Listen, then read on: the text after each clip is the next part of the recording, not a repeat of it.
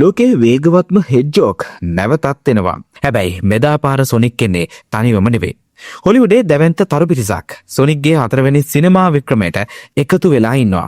ඒ වගේම 2027 වසරේදී තිරගත වීමට නියමිත මේ චිත්‍රපටය ගැන ඔයා මීට කලින් නොඇසු අලුත්ම තොරතුරු රසක් දැන් අනාවරණය වෙලා තියෙනවා. මේ චිත්‍රපටයේ තරු පිරිවර ඇත්තටම අදාහ ගන්න බැරි තරම් විශාලයි.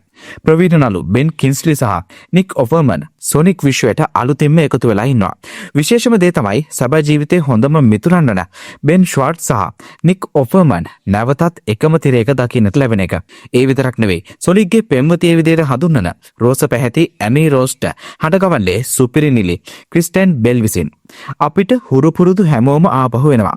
ජිම් කැරි නැවතත් දුෂ්ට ඩොක්ටර් රොබොට්නික් විදිහටත් කියානු රිවීස් අබිරාජ් ෂැඩෝ චරිතයටත් පනපවනවා.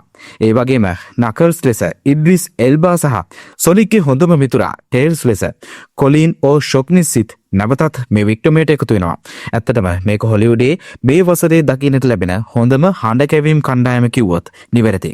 පැරෑමොන්ට් සමාගම මේ වෙද්දී සොනික් චිත්‍රපටය හරහා ඩොලර් බිලියනයකට වඩා වැඩි ආදායමක් උපයලා තිනවා. සොනික් ද හෙජ්ඩොග් 4 චිත්‍රපටය 2024 මාර්තු 19 වෙනිදා තිරගත වීමට නියමිතයි. හැබැයි එතනින් මේ ගමන නතර වෙන්නේ නැහැ.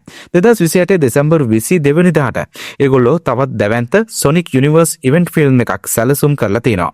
ඒ කියන්නේ සොනික්ගේ ලෝකය දිනෙන් දින තවත් විශාල වෙනවා. ඉතින් සොනික් 4 චිත්‍රපටයේ ඔයා වැඩියෙන්ම බලාපොරොත්තු වෙන චරිතය මොකක්ද? ෂැඩෝද නැත්නම් අලුතින් එන එමි රෝස්ද?